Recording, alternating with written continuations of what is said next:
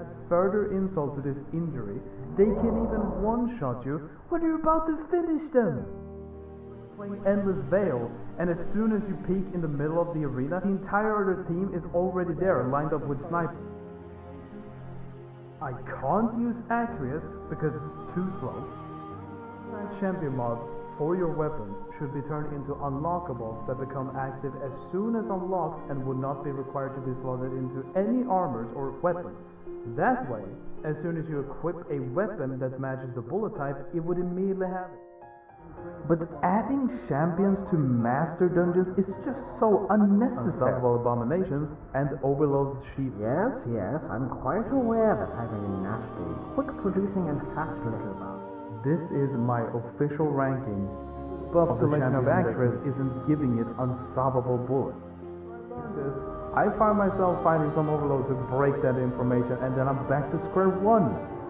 Like, have these incoherent messes of an enemy type been able to remain for this long in this game without any sort of update to their behavior or functionality?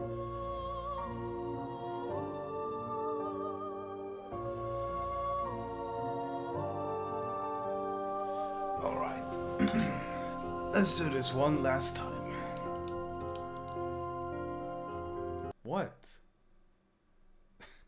No, we're not doing a Spider-Man.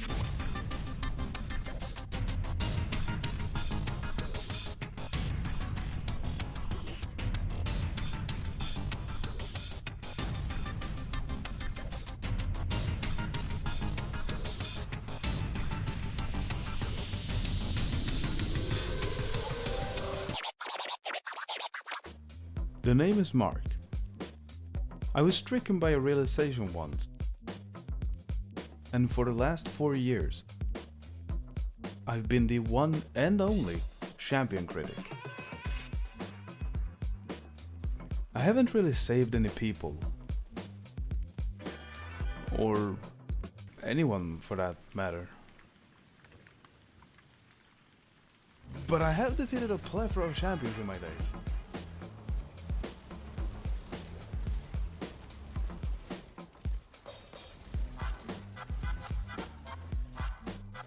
And I made this video.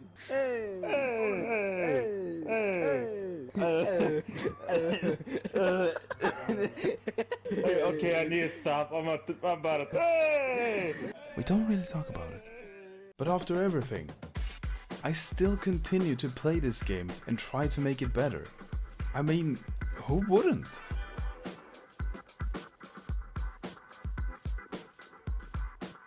The only thing standing between this game becoming worse is me. There is only one champion critic, and you're sadly looking at him. There, are you happy now? This video is already long enough as it is. We didn't need to have that bit in the beginning, but you're welcome. This is the third and final champion rant of the series, and for this occasion, I'd like to delve deeper into why I consider these enemies to be such terrible design. And like for the other two cases, I couldn't care less if you find them bad, annoying, or good. If you like them, then you like them. Anyway, this video will be split into parts for the sake of making it an easier to follow and more structured video than the other two, which was more ranty than this one will be.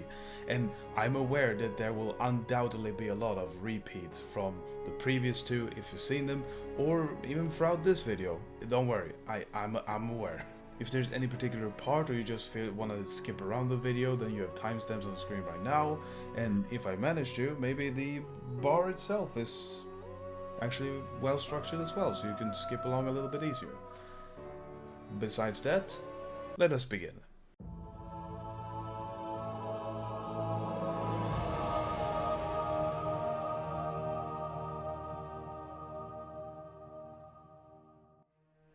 The champions have now been in the game for about 4 years at the time of this video being made. I think that I speak for a lot of us when I say that they've made a lot of the overall PvE experience feel miserable. This system, or these enemies, must be fixed. If you truly don't know why these guys are bad, then let me break it down for you. placement. Champions can be found in a lot of places, from the Moon Patrol to raids, seasonal activities, master dungeons. Simply put it, you could list any activity and it has a champion in it pretty much. The benefit with this is, of course, whenever something pops up that is tied to them, like bounties and triumphs, then you have plenty of places to go and find them. However, and we will get more into this later, with how many places they are in, it really makes me exhausted and just wish for a single activity without them. Which is why I'm happy to have been wrong about the legendary Witch Queen campaign prediction I made in the last video. Yeah, I'm calling it now. In the Witch Queen campaign on legendary difficulty there will be champions appearing in story missions. When I saw that no champions were in it, I screamed with joy. Finally! Something challenging, fair and fun that has no champions in it.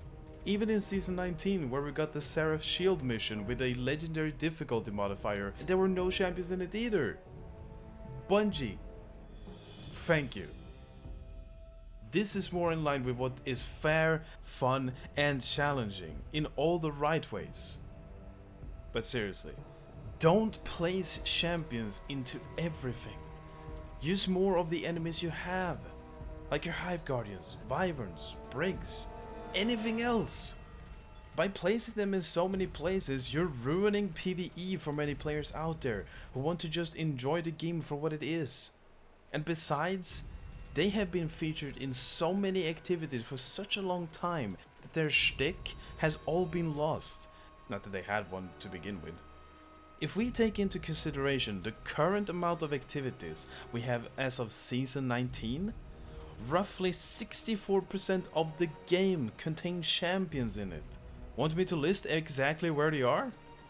Moon Patrol, 3 out of 6 dungeons, 4 out of 6 raids, 3 out of 4 Nightmare Hunt difficulties, 3 out of 4 Empire Hunt difficulties, every version of the weekly Witch Queen story missions, Master Wellspring, both versions of Vox Obscura, 4 out of 5 different types of Nightfalls, 2 out of 3 types of Lost Sectors, Psyop playlist and legendary Psyops, Expeditions, Master Catch Crash, both Heist Battleground playlist and legendary version, Nightmare Containment, and every version of Dares of Eternity. Somehow they managed to not be placed in Gambit yet, which we should all be happy with. Just can't wait for Lightfall to include them in even more stuff. And maybe then they will actually be placing them in Gambit. Appearance. When you have the ability to introduce something new into a game, you really want to demonstrate it's something fresh. Champions are not that. They are a shining example of laziness. Simply take a captain, tone down its colors, add some side fins to its helmet, and 2 rings to its body, and now, all of a sudden, it's a new creation. Like, come on! It couldn't be more obvious that it is a reskin if you tried. What, so a different color palette is all it takes? No, that is not how it works. Wyverns, on the other hand, are much closer to a new enemy type. Yes, their base resembles a harpy on Minotaur legs, I get the joke. But if you analyze them and take them seriously, you see that they are their own enemy. The way their toe bends like a bird is unique to them, the projectile's appearance and functionality, the face and head shell. This isn't exactly a Minotaur combined with a harpy. If anything, it being in spirit and not physically. Briggs, on the other hand, are not a new enemy. That's just Insurrection Prime shrunken down and split into 3 separate entities. Champions visually have a cooler look to their normal counterparts. And I do think it's also neat that their champion-based tendrils or wave of energy or whatever this is has one of 3 specific shapes. They did do a good job of letting us know, just by looking at them, what they are. Too bad they weren't more though. They should have been. It's not like Bungie can't make cool or interesting enemies. Like their bosses. They always stand out, and that's great. Because obviously a boss should stand out above the rest. Sure, Praxis is the same base model as Axor, but they have enough features on them to not look the same, and they can be distinguished from each other. Let's say if we were to actually make the champions look interesting. The captain champion, for instance, he could have had a more unique helmet, for instance, and more spikes, or maybe been a combo of a captain and a berserker from Scourge of the Past raid. Vex champions could have been maybe a combination of Precursor and Descendant Vex. You know, have fun with what you made. So again, despite how cool they may be, they're just as lazy as Garden of Salvation's sad excuse for raid armor. You can't fool us, Bungie. This isn't something new. This is. Not this. Not this. Does the game hide any valuable information about these enemies? To give credit to Bungie, they do have an in-game way to inform the player on how the game works. It's just a shame that it's locked behind RNG like everything else. Look at the amount of different in-game tips you can have to sit and scroll through in order to see anything relating to champions. And if you read some of them, they are incredible. Like this one. First off, no, they appear way more frequently than this. And secondly, it is very challenging to defeat without using the correct mod. Yeah, that's putting it in a dangerously weak way. Why not be more front and center and just tell people, about 90% of your gear won't be able to take them down. Use specifically this and that. Like, come on, just be honest and upfront with everything. Don't just sugarcoat and make it sound like, ooh, you can use exactly whatever you want. Let's look at another one. Okay, here is another, although very subjective take, right? Because to me, low health means close to death. And the way they phrase this, right? It makes it seem like it's consistent. Like, this is how it works everywhere. You see a barrier champion, and you shoot it down to low health, and that's when it's gonna pop its bubble, right? But that's not even remotely the case! Depending on the difficulty tier, you could either be on patrol and get them very low, which is in line with what the tip says, right? On legend difficulty, they are nowhere near half health before they pop their shield. And master it's just a scratch of their health. So this is just a flat out lie. Why bother describing the enemy like this is how it always is working when there's clear evidence that that's not even the case? Did anyone at Bungie actually read their in-game tips and think maybe we haven't done a correct summary of how the game works? Maybe we should rewrite some of them? Update them at least? Let's just move on to the next one. I'm sorry, what? Special abilities? What special abilities? Being able to teleport further and faster? Having increased fire rate? That's what you consider special abilities? Yeah, sure. Not like normal Minotaurs and normal captains can't teleport already. But you do you, I guess. And let's not forget the Taken Hobgoblin. They're Seekers? They're not special either. This is just perplexing. I get what they mean, right? But they make it sound like it's something special to these champions, which it isn't. Barriers can put up an indestructible shield, or rather more like a dome, or Ward of Dawn if you want, that can fully heal them. No other enemy can do something like that currently in the game, right? Which is what makes it special to them. But this, what?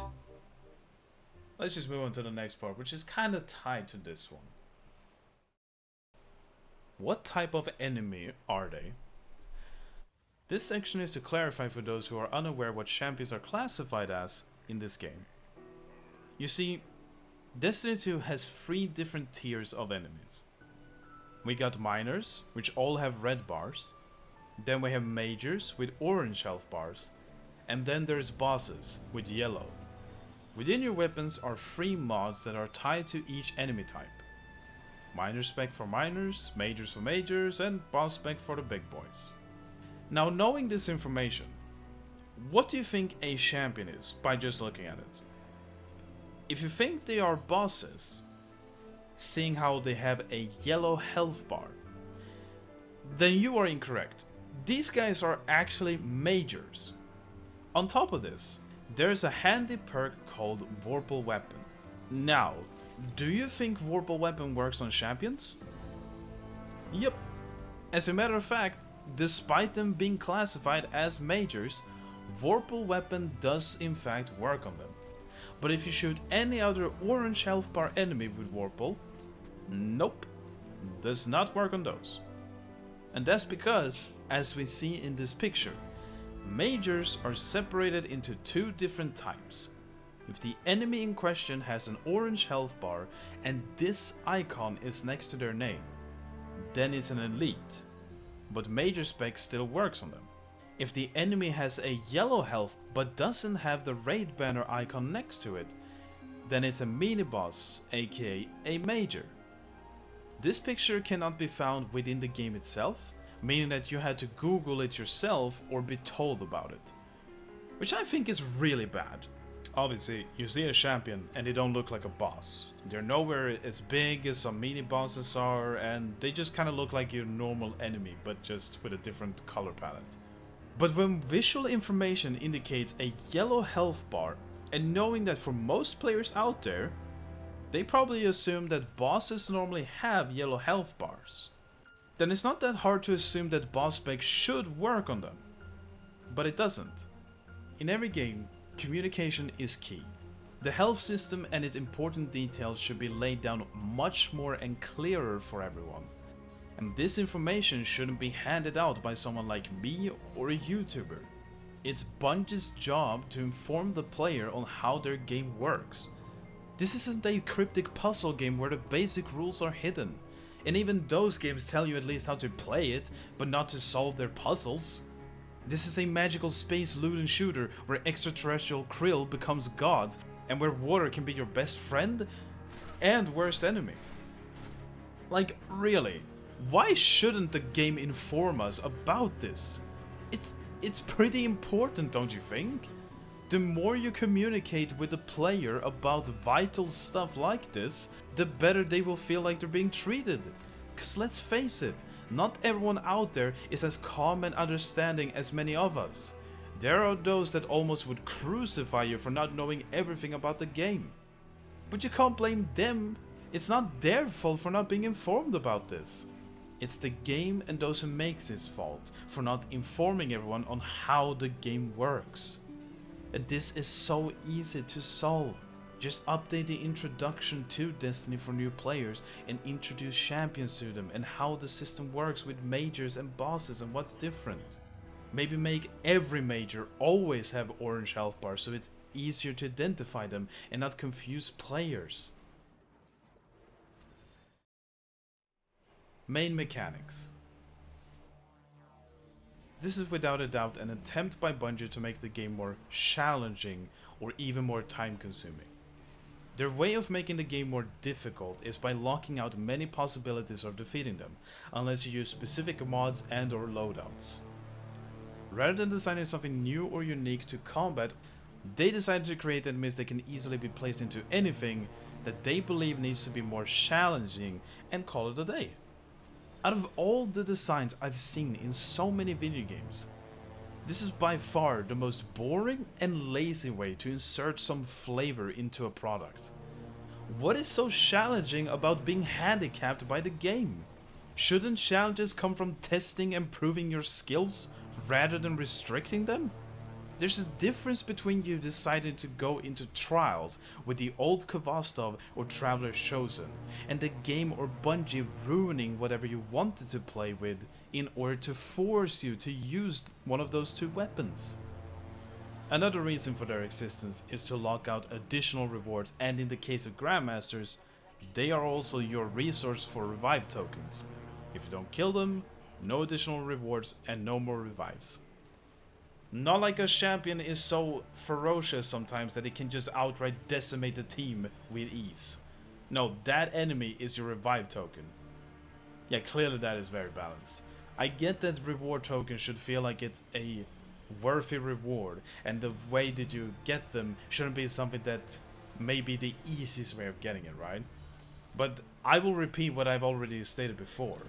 If a Grandmaster is meant to be the hardest endgame activity in the game, then why bother even having the revive tokens to begin with? You obviously have already made an activity that has nearly every modifier imaginable, and each Grandmaster has his own modifier based around the final boss. And if you want this to be the most challenging, then obviously remove the tokens to begin with. Just make it be an activity you enter and you have to go flawless in. In that way you actually get to prove that you are worthy enough to complete them, and you don't have to rely on second chances. They can't really be classified as something that is the hardest endgame activity when you already give us plenty enough tokens from killing champions. If you just have the right loadout, you can take them down relatively easy and you'll be more than fine. This is meant to be the hardest activity in the game, and yet raids can almost be as challenging, if not more challenging, because in that case you only have as many as you have players. If you mess up there, you only have as many as you have, and there's no way of increasing that amount. Anyway, as for the individual champions themselves, Unstoppable's mechanic is that they have a big damage reduction against everything and will not stagger from any amount of damage. How much is their damage reduction, you may ask? Well, by looking at this footage of a master level Incendior, we can see I'm doing 1206 per headshot and 804 to the body when it's not stunned. After I stun it, I dealt 4019 to the head and 2680 to the body. Doing the math, we're looking at a 30% damage difference here. But is that always the case? Here's an ogre from the Moon Patrol. 1483 to the head, 989 to the body. After stun, 4942, 3295. Yep, 30% difference in damage. I say that is a significant amount of damage loss if you decide to fight them without an associated mod for them. What a great way to punish the people. Then we have overloads that just appear to have accelerated movement, can teleport much more frequently and further, and have increased fire rate. Except for taking hobgoblins. They behave much like the normal ones, but spam fire more aggressive seekers towards you. And last but certainly not least, the Barrier Boys, who cast a Ward of Dawn around them which fully heals them and blocks everything. Sure, you can go inside their shield and be blinded or push them out with a sparrow, but everything that can deal damage, nah, that just ricochets off to oblivion. As a side note, I can't be the only one who thinks this is somewhat weird that our bullets just bounce away, or we could just walk into it and be fine. Like, what kind of shield is this? Does it work off the same concept as the Holtzman shield from Dune, where it's calibrated to permit the passage of matter below given speeds? I don't know, it's just odd to me. With all that said, champions add nothing substantial to the game in any meaningful way. They are a direct one-way system. Use requirements needed to combat them, or have parts of the game sealed off from you entirely. Whether it be rewards, revive tokens, or just being able to progress the game sometimes. It will all be locked out because you don't play the way Bungie demands nowadays. And that's just great when this game was being advertised like it was our own way that mattered. That's how it's been all this time, for years. All until these freaks were added. We were allowed to use anything we wanted in any situation. Unless we talk about their attempt at prestige raid layers back in the early days of D2. But they did not replicate that in any other raid moving forward though. They learned from it. But with champions, it really just feels like they wanted to increase the amount of time we spend in this game. I can't think of what other type of mechanic they are meant to fit.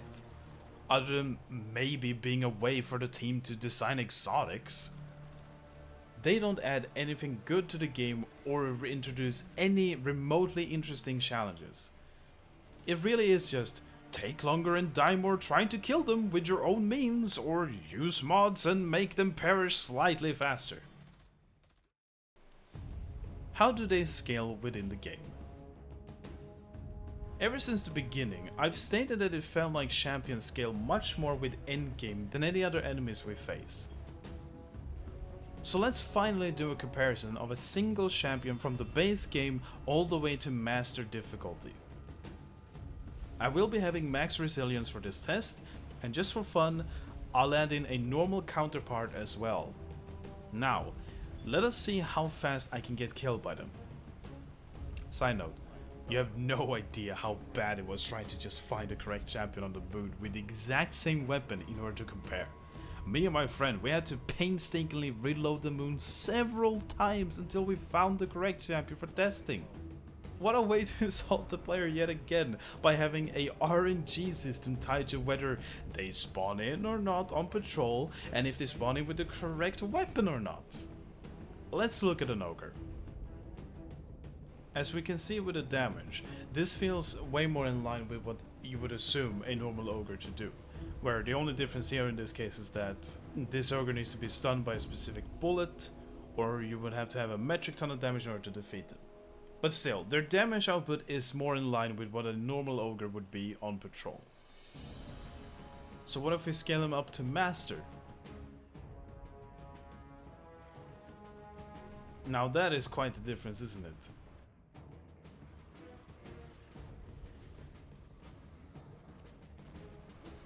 How about a Minotaur comparison?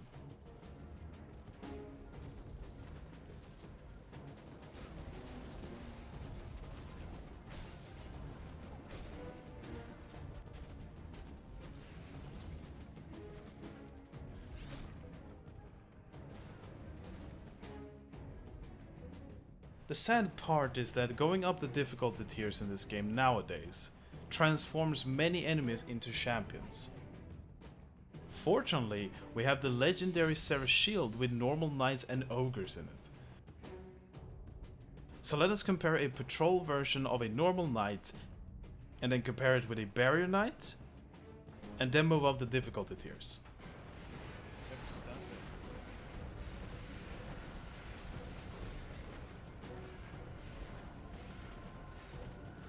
Even if the difference is minuscule and barely noticeable, I always felt like they were stronger than their normal counterparts. Which do make sense, considering that this is meant to be the superior version of said enemy type. But what really makes them outrageous is when any elemental modifier gets added into the mix, or anything to handicap the player even more.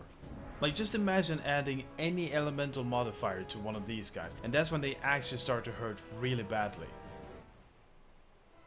Their fun value. Isn't it so fun to see your rockets and hammers just completely bounce off barrier shields at increased velocity? This always felt like this is Bungie saying, screw your methods, as if they couldn't care less about the game and their players. Isn't it fun when you run any activity where you're the only one running the associated mods, but not the others in your team? Or when the weekly challenge is to stun 50 champions, or a single one 50 times?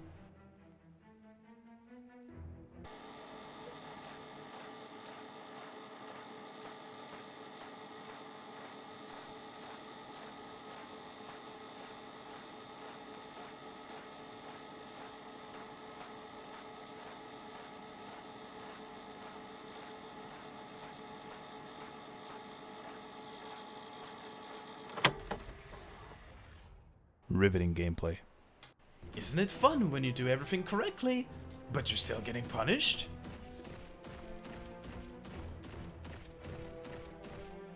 Or how they just ignore all your work while you're in a super?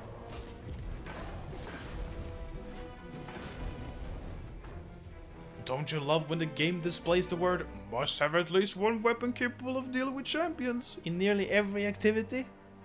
Isn't it fun when they flat out delete your ability to finish them? Isn't it fun how you pretty much have to kill champions in Vox Obscura in order to get the pinnacle? Or how they lock rewards away if all aren't killed? Or when they don't stagger?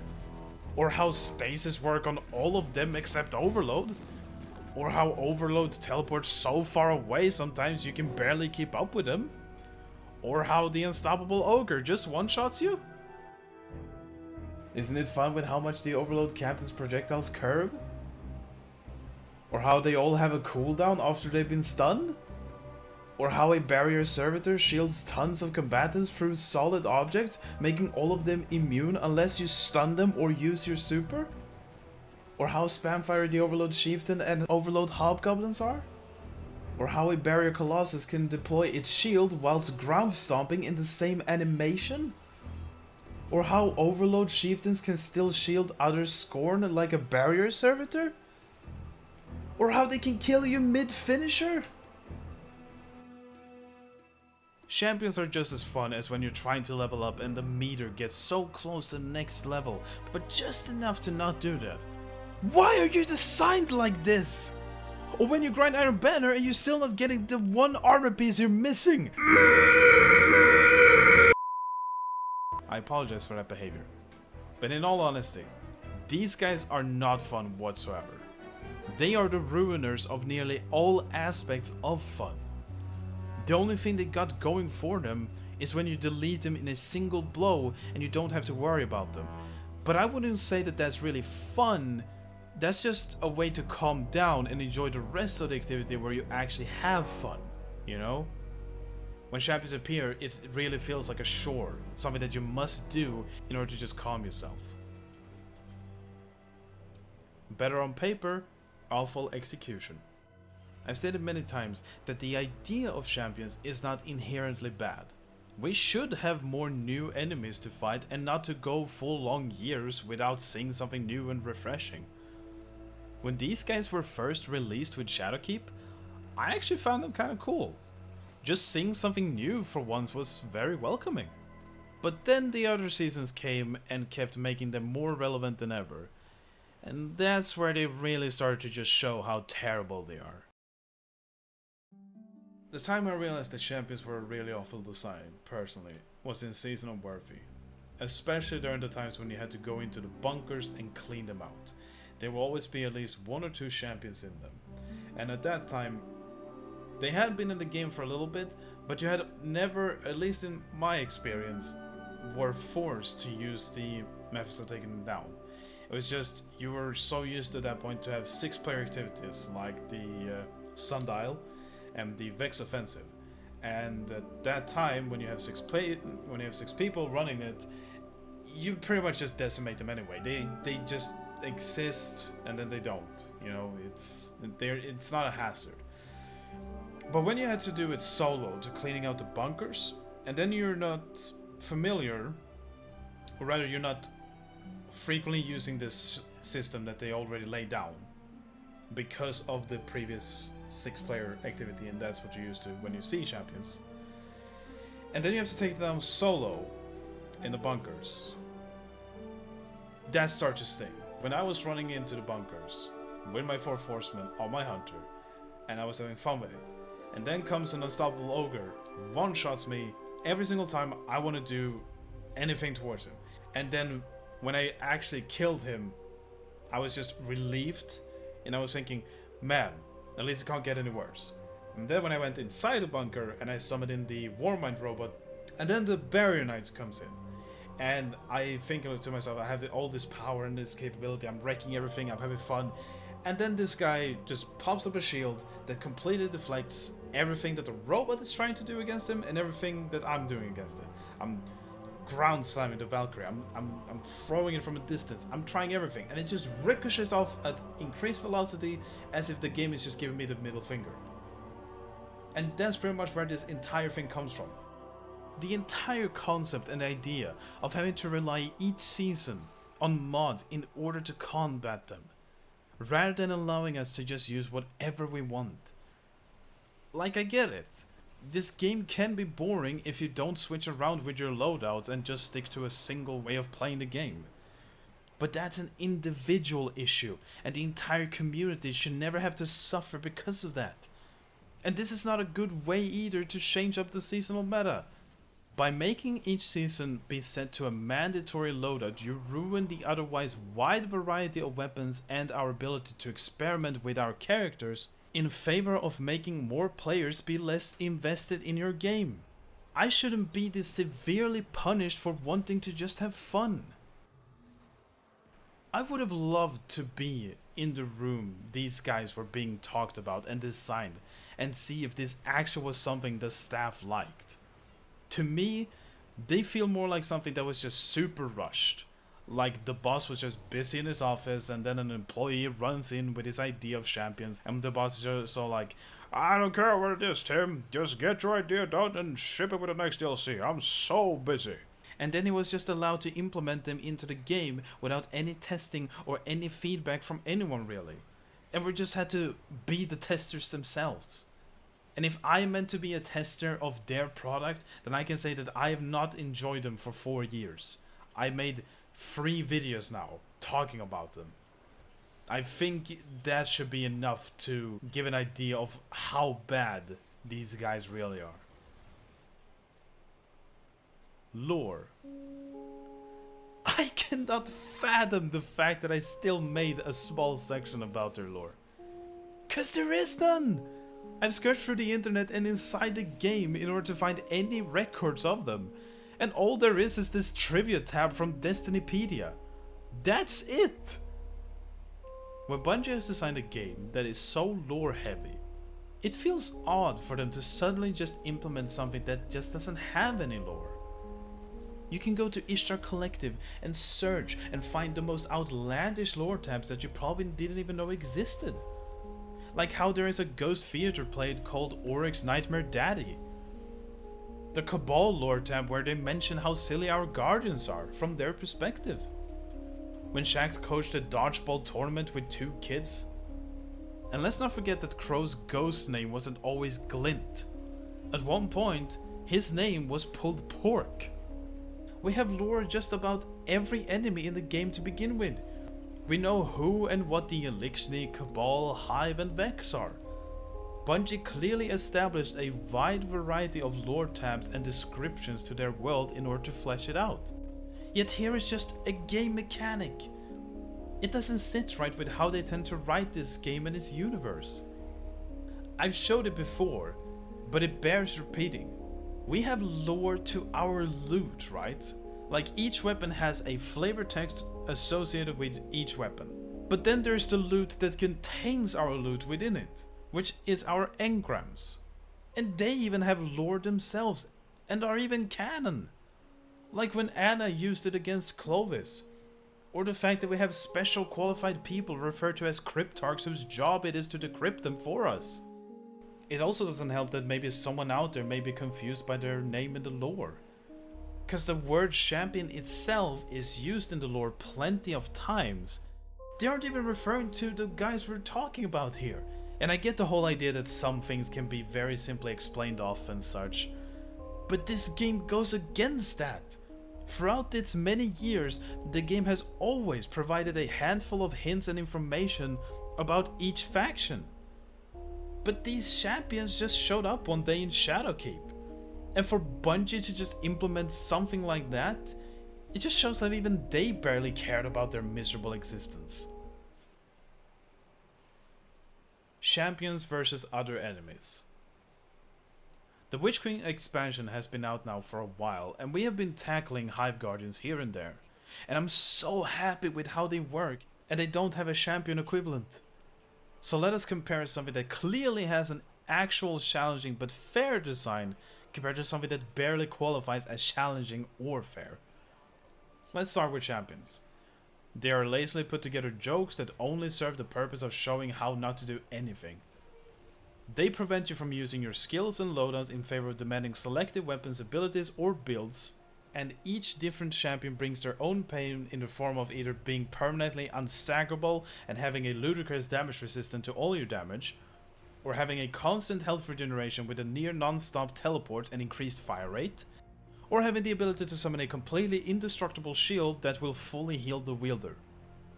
However, all of these can be stunned by using special ammo that transforms what is normally a nightmare to deal with into an immovable, non-attacking laughingstock that just stands there and lets you kill it. When they're stunned, they're just standing there letting you wail on them like Oryx does in the new King's Fall raid. Like, as much as I'm a fan of them bringing back King's Fall, even if, again, it is a little bit lazy that they didn't do something new, but that's their choice. It is fun to at least have played it again, and earned the weapons and been able to craft them. But the change to Oryx is a little bit funny when you consider that he is pretty much just standing there, not shooting or anything, or falling off like in the original. He is just standing there letting you damage him. That, in reality, looks a little silly. And that is the same way I view a champion being staggered. Then there's Hive Guardians. These enemies are well designed in just every way. Their design has a base similar to their normal counterpart, but are clearly way more developed.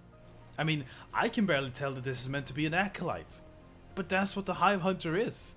This is an acolyte. They aren't put in nearly as much as I'd personally like to see them in, but I still like where they are placed. As for their combat, obviously, they utilize many of our own abilities and tricks. From swarm grenades to healing rifts and of course, our own supers. This does make them a fierce and vicious enemy to deal with, but they're not unbalanced. Now I know why some of y'all would be trying to argue that they are way too strong. But really though? Are they? So when we cast a super, our most powerful ability, and one-shot pretty much everything, that's fine. But if an enemy has the same super and can one-shot us, even though that's not always the case, that's where you draw the line, huh? Guess you must really hate being killed by a super in the Crucible then. But these abilities can be dealt with in seemingly limitless ways and therefore are fairly designed. Think about it. The wizard super can be dodged, blocked or avoided by running away. Meanwhile, if an unstoppable ogre were to be up close, you could only hide or try to get as far away as possible. If you're too close, one shot by a melee. And it's an AoE, so guess what? Doesn't matter if you're right next to it or not.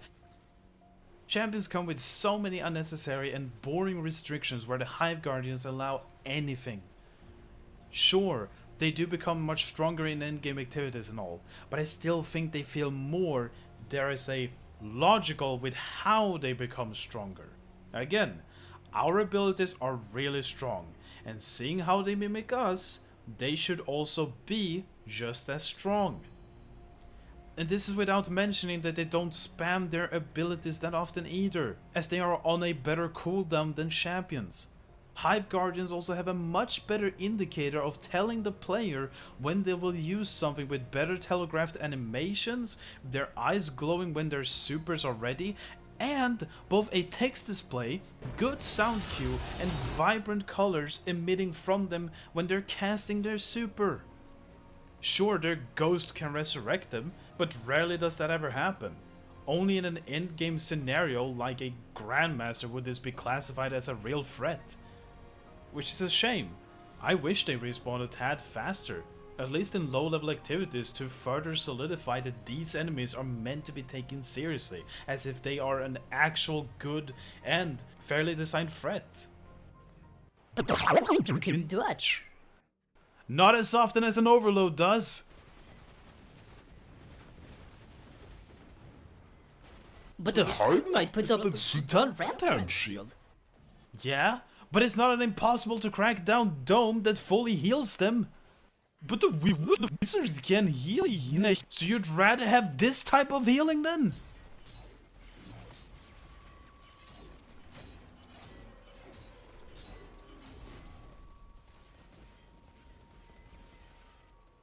I don't know about you, okay?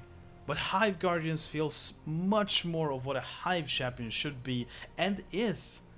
Let's face it, would you rather go toe-to-toe with something that is the near equal to you, or against this?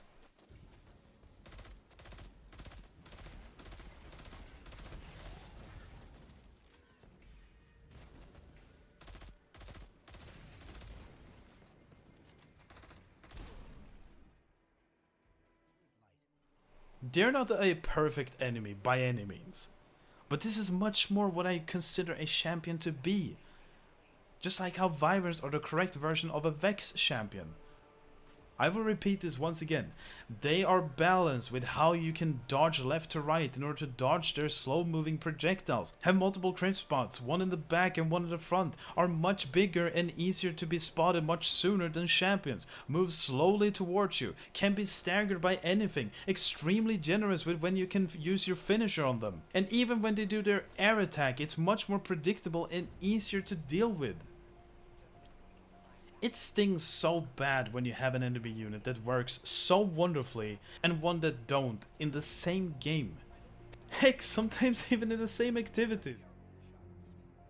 With how pleased I am with Hive Gardens, I can only hope and assume that the Tormentors we're getting in Lightfall would be just as good and balanced. And so the Tormentors that they've brought in are these impossibly huge, unstoppable behemoths. Unstoppable.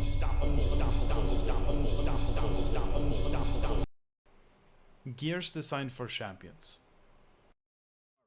Since my last champion rant, we've gotten more armor pieces to use against champions. These are Secant Filaments and Second Chance. Let's address the boots first. These Warlock boots allow you to get Devour after putting down an Empowering Rift with your Void subclass. And while you or any teammate stand in said rift, you or them deal overload damage with just about every single weapon. This is a very neat aspect, I gotta say. The idea of just getting free Devour from just a rift cast is already pretty good. But then allowing all weapon damage to be turned into overload for as long as the rift's lifespan. That's not too bad. I also tested it with other exotics to see what would happen. Not surprisingly, exotics with intrinsic champion properties were unchanged in the process. However, there was one gun that worked differently. Revision 0. This gun can actually be granted overload damage despite already being built for barriers. But then I kept going and discovered that if you switch to the scope while in the rift, you revert it back. But if you have the scope while in said rift, then you have overload rounds. Maybe this is a bug and it may be patched since I recorded this, but anyway, Secant Filaments are an all-around solid exotic, and I like that it's more than just a gimmick of dealing with the overloads. The same, however, can't really be said for the Titan Gauntlets. They aren't a god-awful exotic or nearly as bad as some others that we've seen throughout the years. I can even see these being maybe fun with Monte Carlo for a pure shield throw build. But they are just so uninspiring. It is as simple as Armamentarium, but that exotic is much better. At least Armamentarium gives an additional grenade to any subclass. But Second Chance, it's just a second shield throw to be used against barriers. I feel like I'm falling asleep just reading this. They feel more like something a Titan made for herself with scraps from Amanda Holliday's workshop. So it's a very Titan exotic, but it's still so uninteresting. Had they actually cared more about these, they could have added more bounces to each shield before it disappears, maybe. Like with Aphria's Embrace.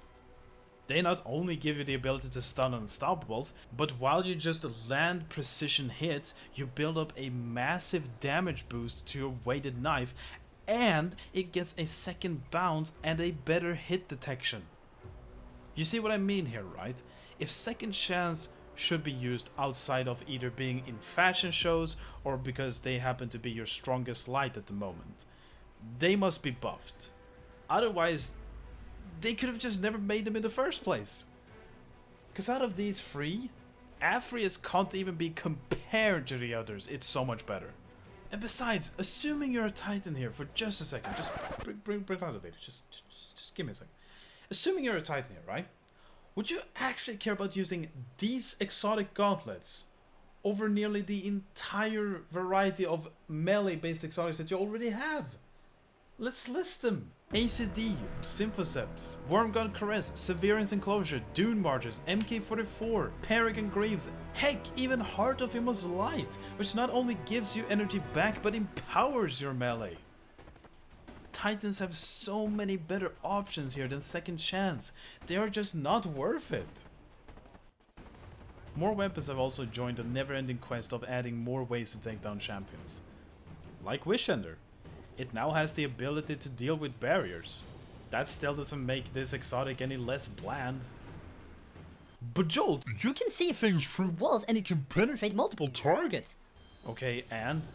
Have you tried Arbalest or Revision Zero?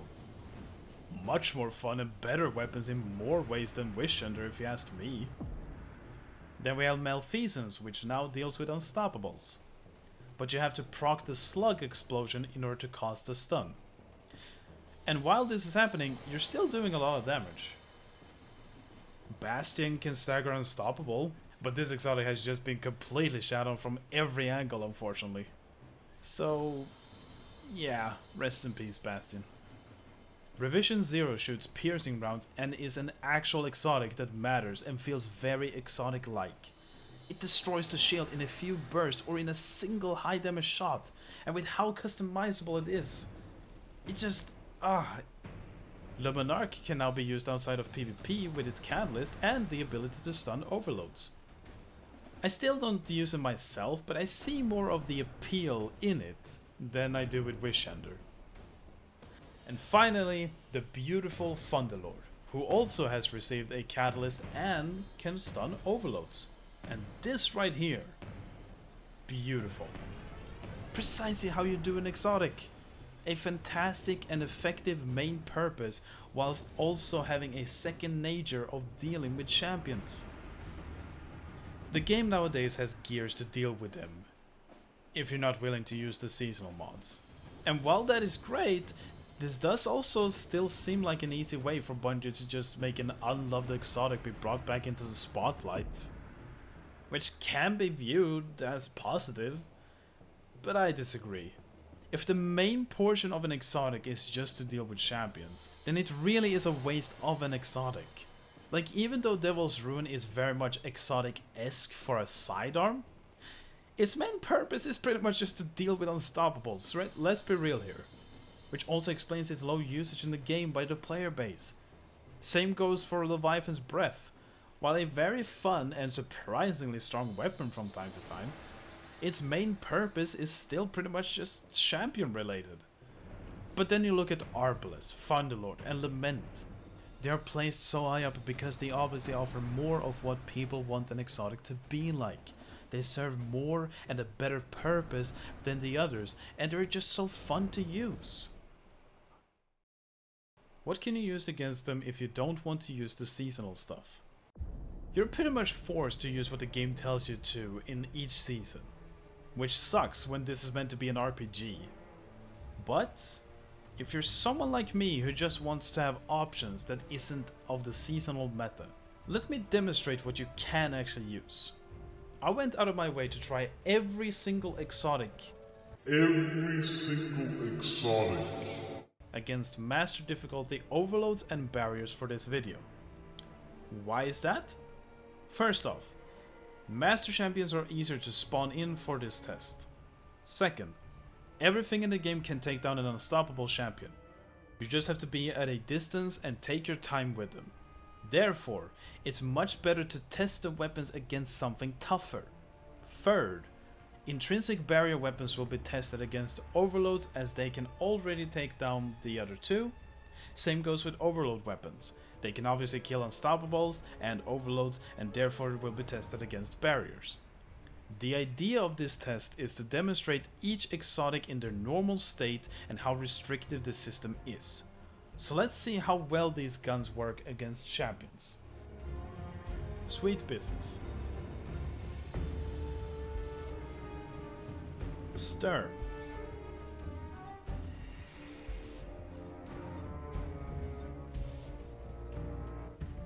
What the heck?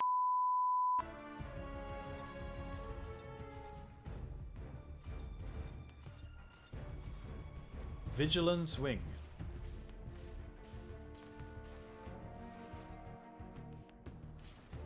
Rat King. What? Alright, give it a sec. 3, 2, 1. Mida Multitool.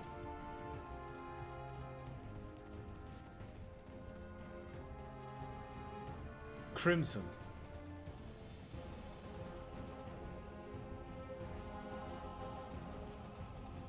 Jade Rabbit.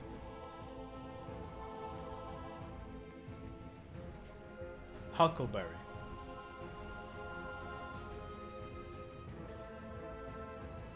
Suros Regime.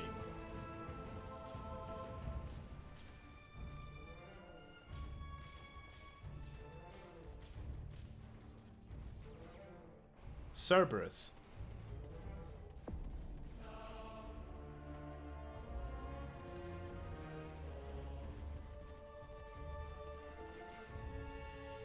Wishender.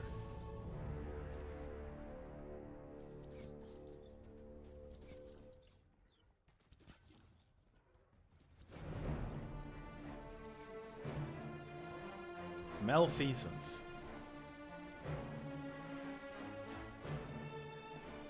Ace of Spades.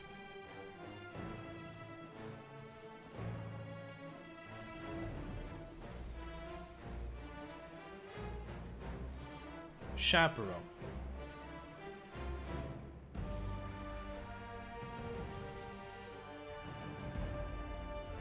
Izanagi.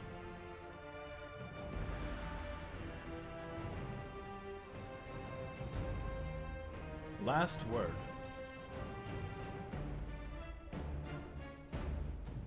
Arbalest.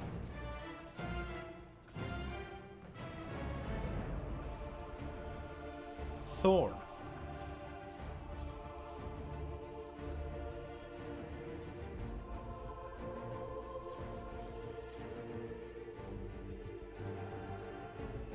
Outbreak.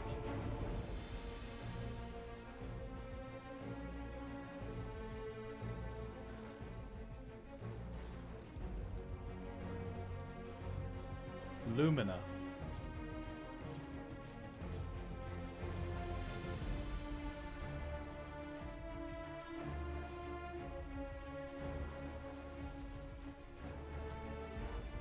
Bad Juju. Monte Carlo.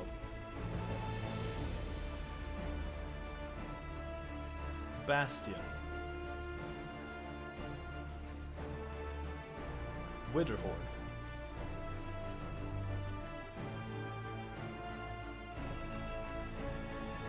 Traveler's Chosen.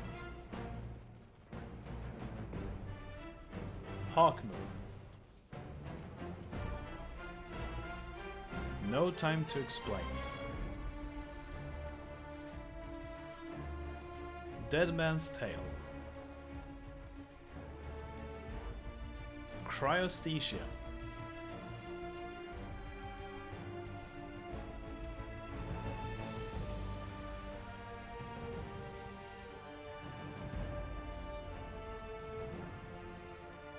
Aegir's Scepter.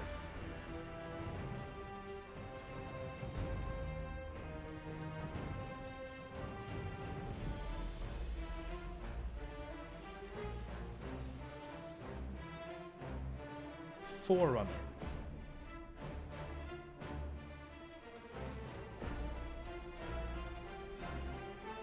Osteostriga.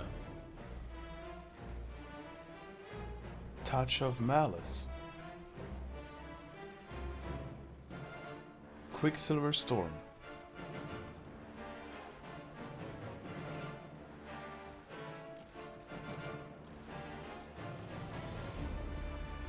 Revision 0.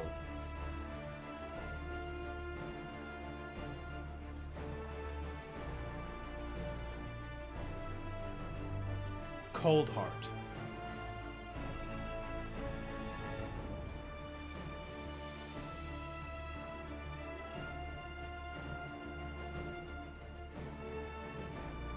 Merciless.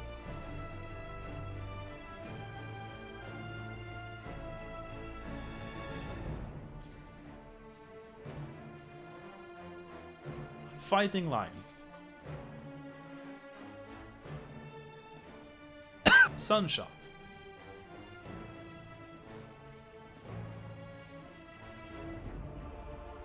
Graviton Lance.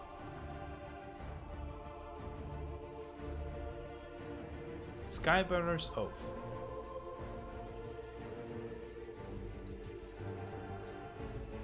Borealis.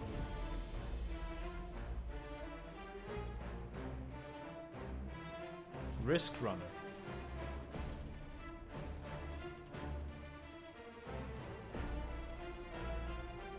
Hard Light.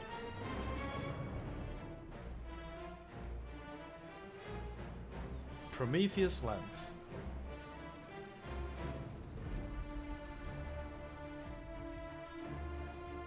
Telesto.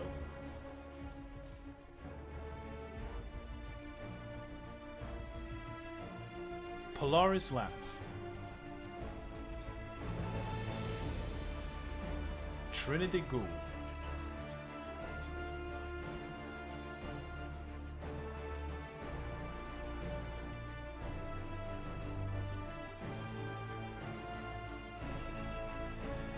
Wave Splitter.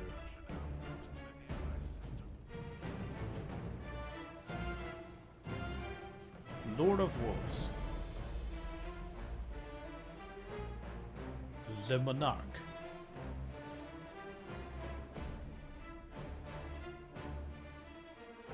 Jotun.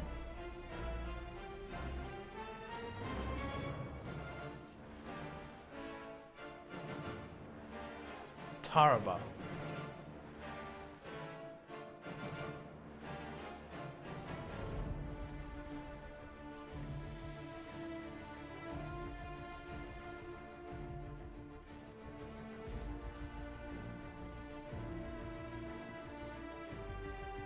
Ariana's Vow.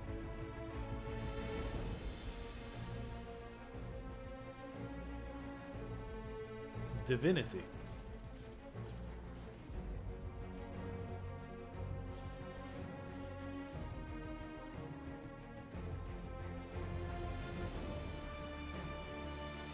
Symmetry.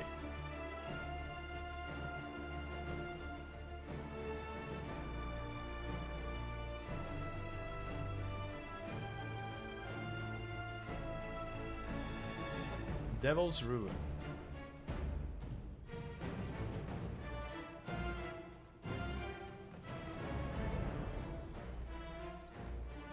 Thomas Matchbook.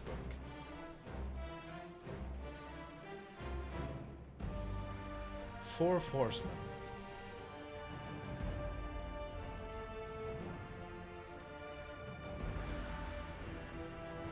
Ruinous Effigy.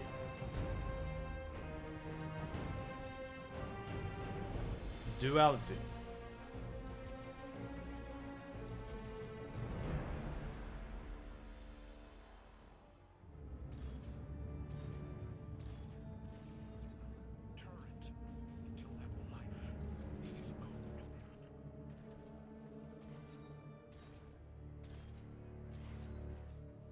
Cloud Strike.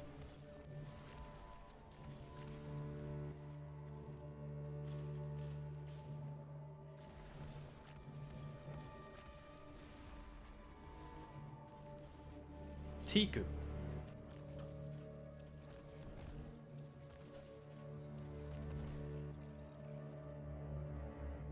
Vex Mythoclast.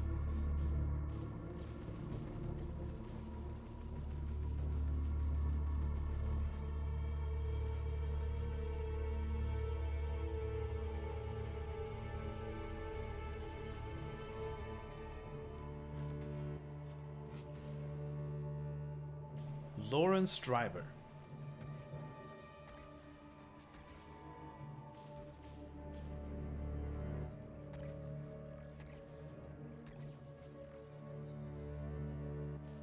The Exotic Glaives.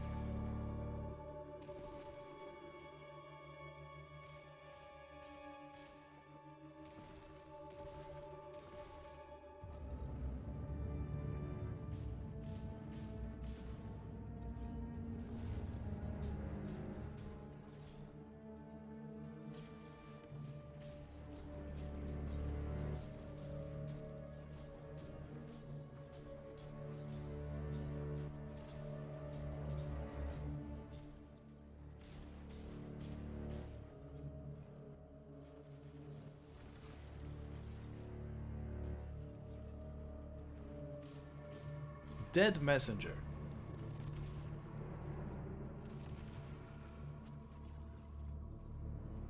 Collective obligation.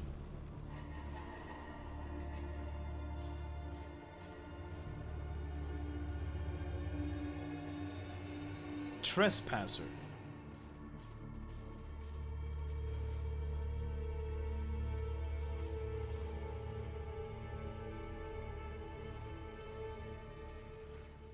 Delicate tomb.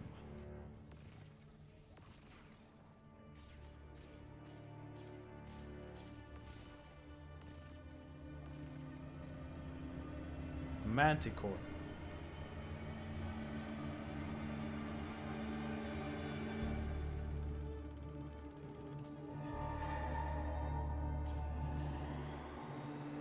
Hierarchy of needs.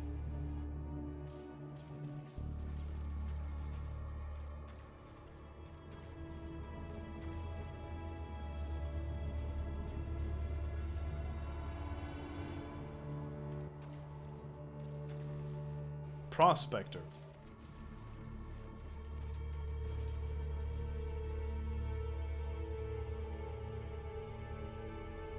Wardcliffe Coil.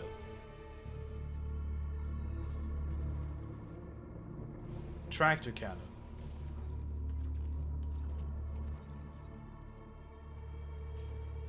Legend of Acreus.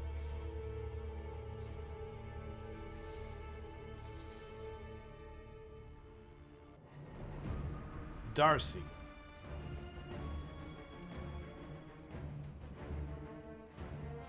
Colony.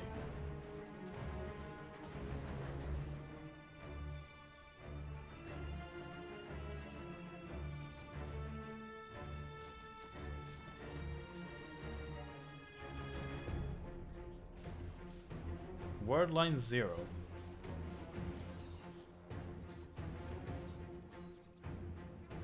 Sleeper Simulant.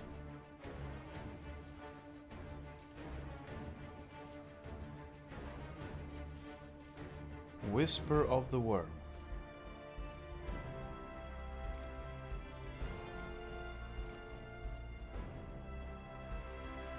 "1,000 Voices."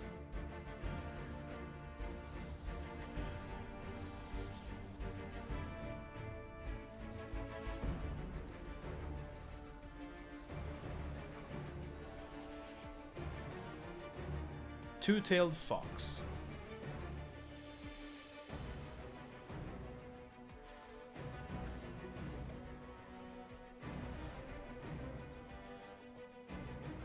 Black Talon.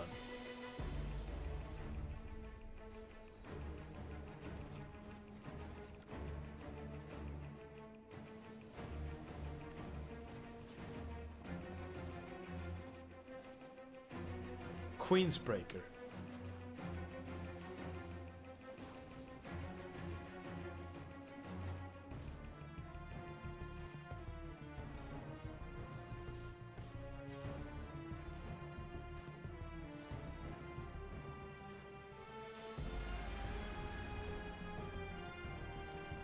Thunderlord.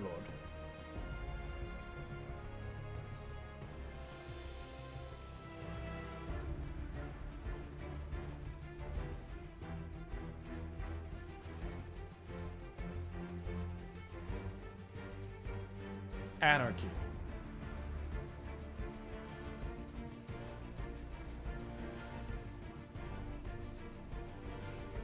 Truth. Leviathan's Breath.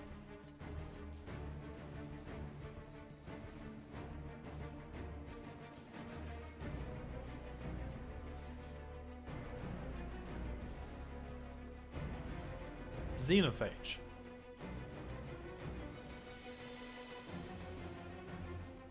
Deathbringer.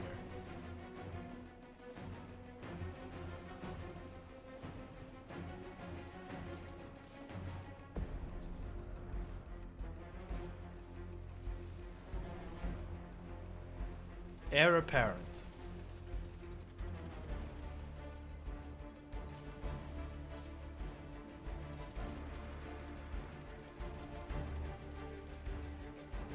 Salvation's Grip.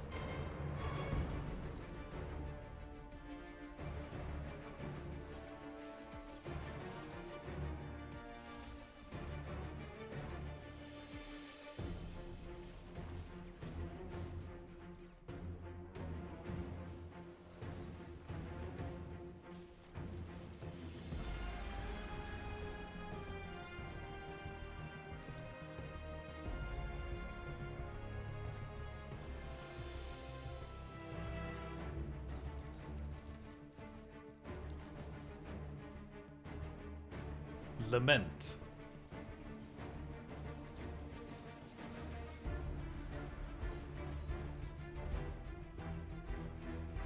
Eyes of Tomorrow.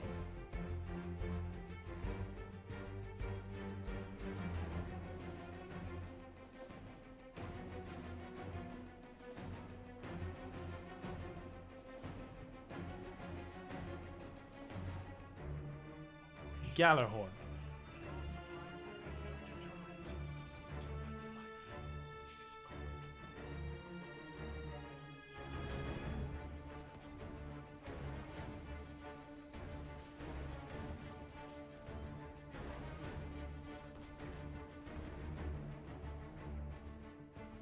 Parasite.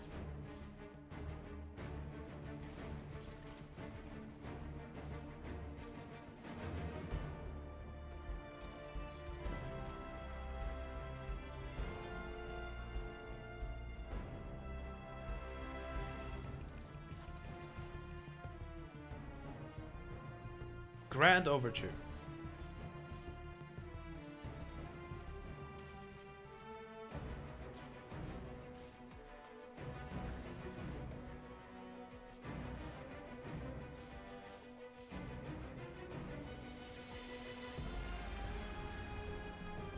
Heart Shadow.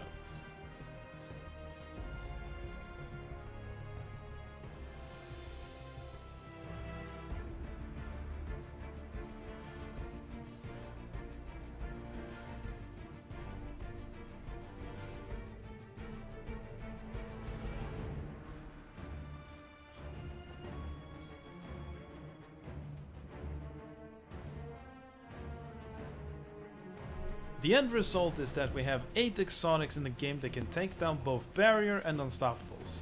So out of these, how many of them can take down Overloads?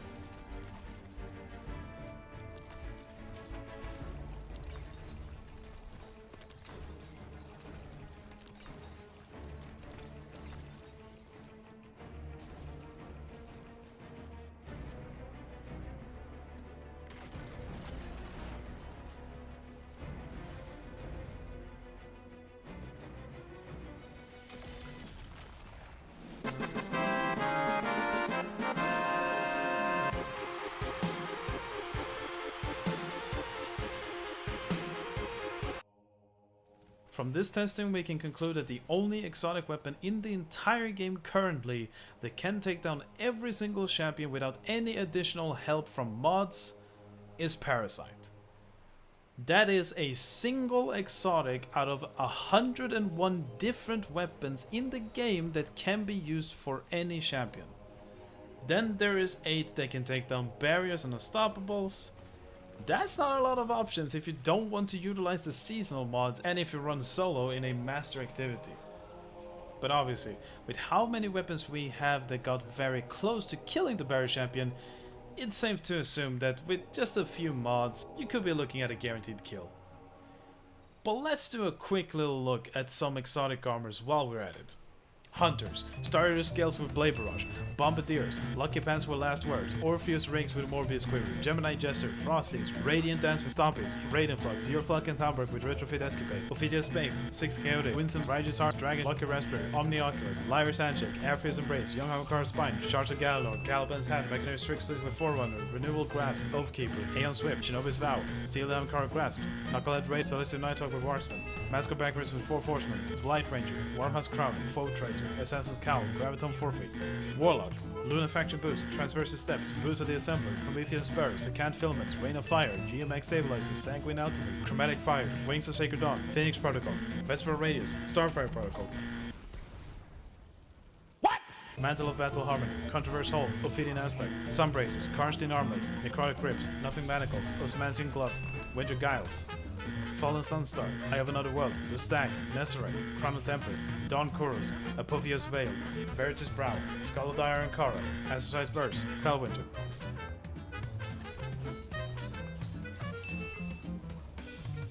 Titan, Path of Burning Steps, Peregrine Greaves, Lion Ramparts, Phoenix Cradle, Dune Martyrs, Peacekeepers, Antaeus Wards, MK44 Stand Aside, Actium Warwick, Curse of a Falling Star, Armamentarium.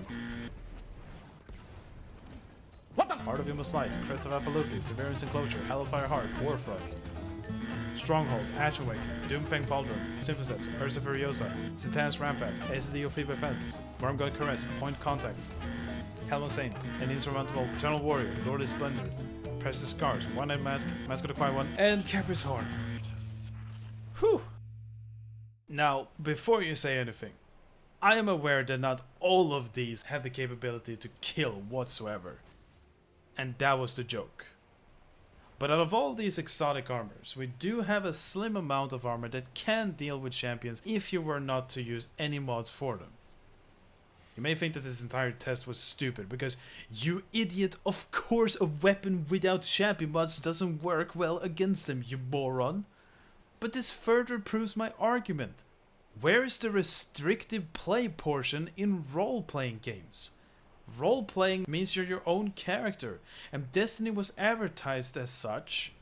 So why is it that they lied then, and not allow all of these weapons to be able to deal with these enemies without the need of slotting in seasonal mods?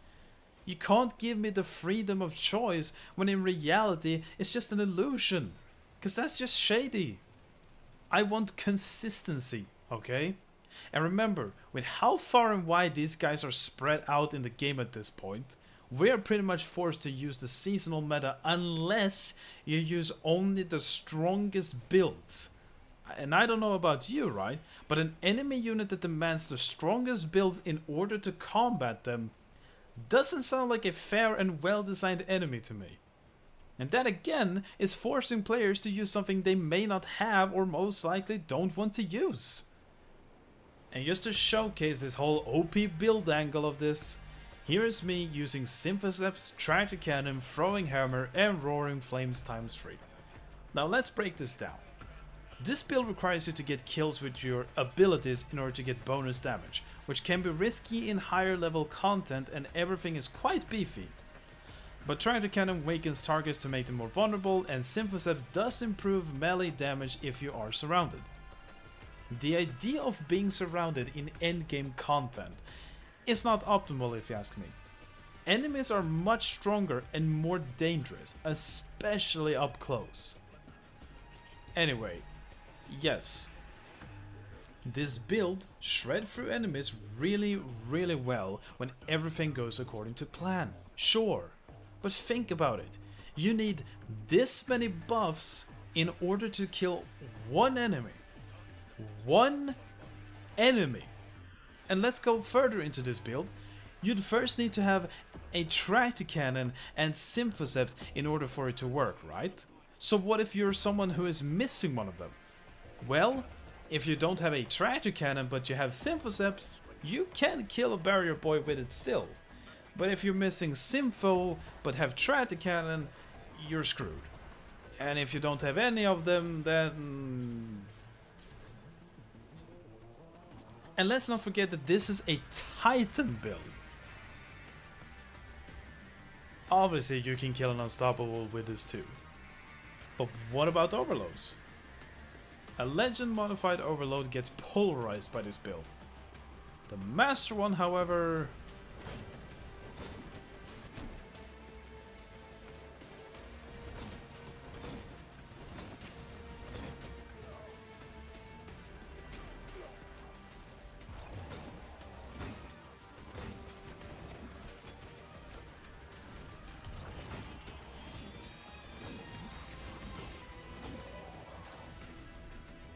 Yes, I got a kill on one, sure.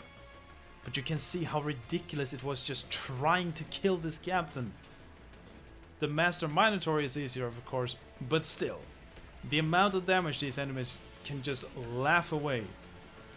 Dude, like... I've seen tough enemies. I've seen enemies that heal. Heck, we have Lightbearer wizards in this game that can cast healing rifts, and they can't even be compared to this. Now that is a Titan build. But what about the other classes then? Let's look at a Hunter and a Warlock build that I've been told are very strong in the game as of Season 19.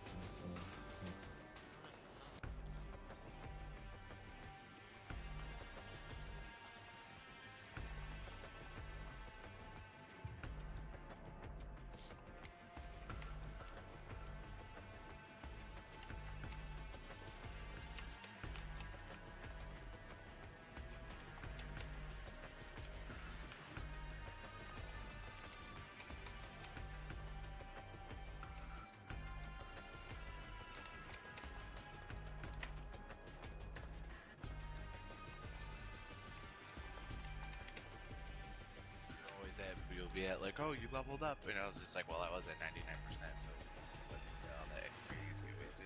Yep. Okay. Yeah, I know. They're fluted. Yeah, and that's only because the like, cause, but yeah, so if you're going to be in a little It doesn't matter if I use fluted over him for if I'm in a little well. hang on, say that again. So use hammer forge. Dude, if I could, I'd fucking spend as much time in the raid as possible. Play my warlock this season. I literally only play my warlock. It's not. I'm not even at 100.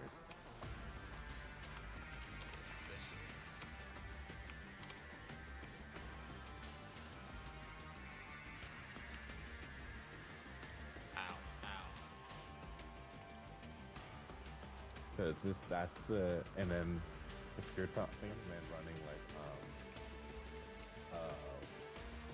what's it called Ashes or Ashes to Assets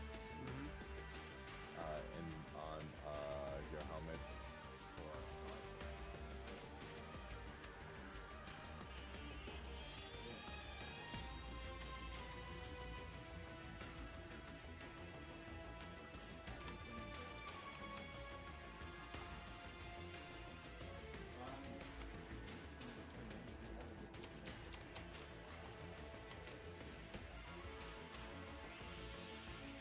If you're a top player who refuses to look from any other perspective than your own, then I can understand why you don't have a problem with this.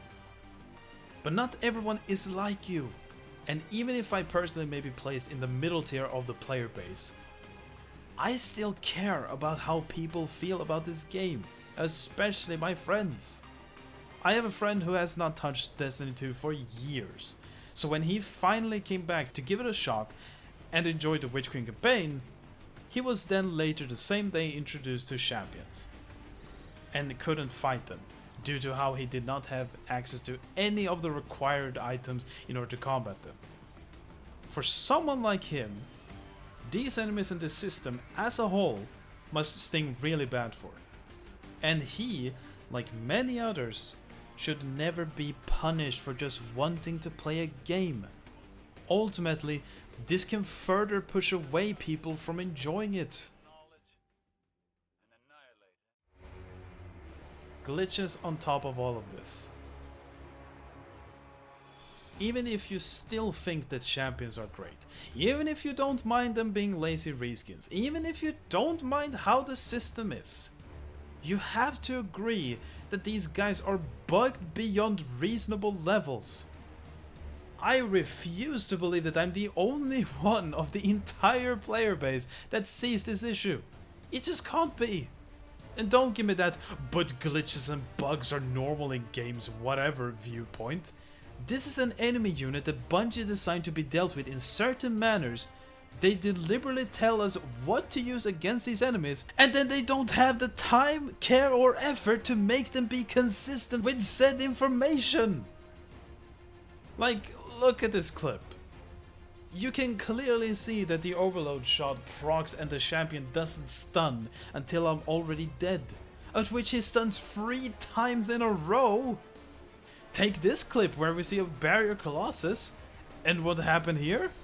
Shield is up, gets stunned, but keeps the shield up, and you can see that I don't deal any damage to him, meaning that this is not a visual bug, but it is just an actual thing that happened.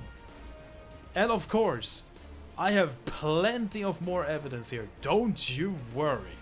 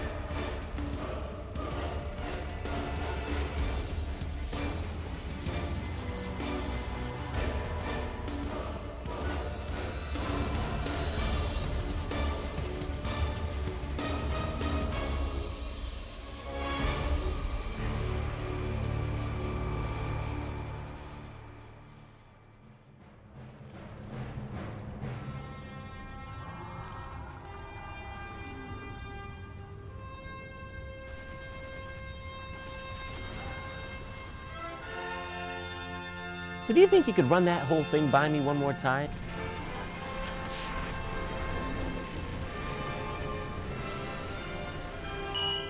Get out of my brain! This is not an ethical product. I couldn't make this shit up. For the first time in my life. I'm sad that I lack the talent to make this shit up. I think I'm supposed to be upset right now, but more or less I think I've just gone fully nuts.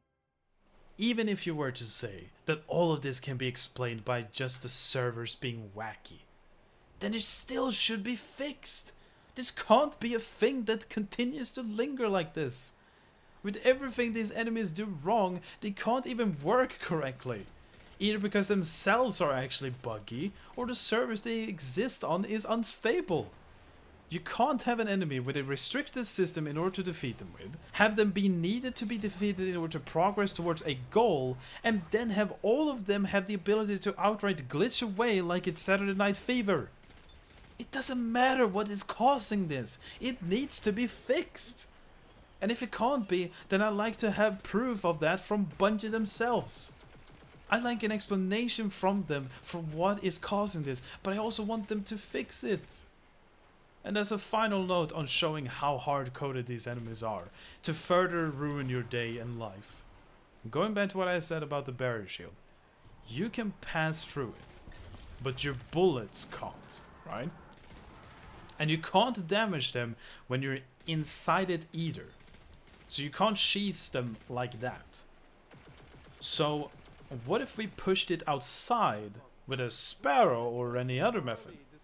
Well, you can push them out of their bubble, but the champion will remain immune for as long as its bubble is up, even if it is outside and far away from it. Meaning, you have to shoot the shield and not the actual champion if something like this were to happen to you. And it also means that we never shoot the champion to break its shield either. It's like they knew that someone was gonna try this, and so they coded the bastard to just be flat out indestructible.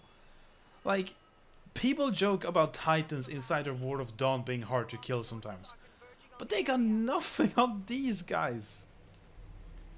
It's been 4 years as of this point, and this is still the system we are meant to use, and these are the enemies still being shoved into so much of the game in the most desperate attempt to make us spend even more time in activities than we already do. Ruining the freedom this game normally provides by limiting the amount you're allowed to use against them. Still having no lore associated with them. The in-game information is hidden behind RNG and is sometimes incorrect. They are either completely non-existent with how not challenging they are, or they are borderline unkillable. Their presence is made so much worse by the fact that we actually have better designed enemies in the game, adding little to no fun, and was most likely a very nice idea that should have been left on the drawing board at this point and never been implemented into the game in the way that they have. At the end of the day, I'm someone who deeply dreams of Destiny becoming the game it clearly can be. It has all the potential for it. And that's why pointing out what doesn't work is something healthy. I care, therefore I express myself. I want improvements. I want things to change to something better, like the system. Stop having it be that we must insert these pretty necessary mods into our armor and just let them be active when we earn them, for instance. That way you just equip one of the weapons corresponding to it and now you're set to go. Like for me, I have a tendency to confuse pulse rifle mods and scout mods. The amount of times I've had to go to orbit just to change that because you also lock my equipment. It gets so tiring. It's like they created an issue and its solution at the same time and then shipped it out and said, here it is. But why ship the issue to begin with? If so many voices out there keep mentioning how lazy or boring they are, then why are they still here?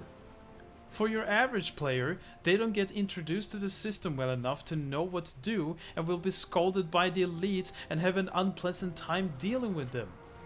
The elites make builds that one-shot nearly anything anyway, and they see them as boring objects. They don't seem to work for anyone, regardless of where you are placed in the player base. But of course, there are still people out there that do argue in favor of them, and generally like that we have them and this system. It's just beautiful to see those who enjoy something you don't. It makes you wonder and admire how they can be into something that you don't like. Only the future and Bungie knows where we're heading. I highly doubt that they will do anything to update the system or fix the champions and how they behave or work, or anything for that matter. I mean, it's been 4 years. Could have showcased that they cared back then, but clearly they haven't. I guess the only thing we can do really is just wait and see how Lightfall is gonna behave.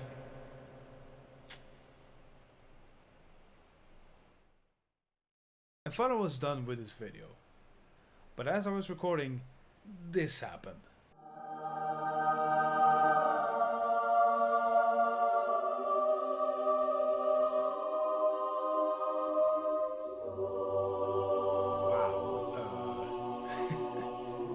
Jesus Christ, this there's a lot to take in from it, but wow, this is precisely what I've been asking for such a long time. It is a shame that it's taken this long to reach this goal, but to see it, as if all the work wasn't for nothing, you know? The idea of having the seasonal mods be more like perks that are active ever since the first champion RANT. Even in this video. This should have been the first and only model in the beginning. Or rather changed after such a short time. We should, of course, not overhype. I'm sure there will be some issues for it. But as it sounds, this sounds perfect. And I'm super excited. Wait. Are they removing Warmind cells? What the f-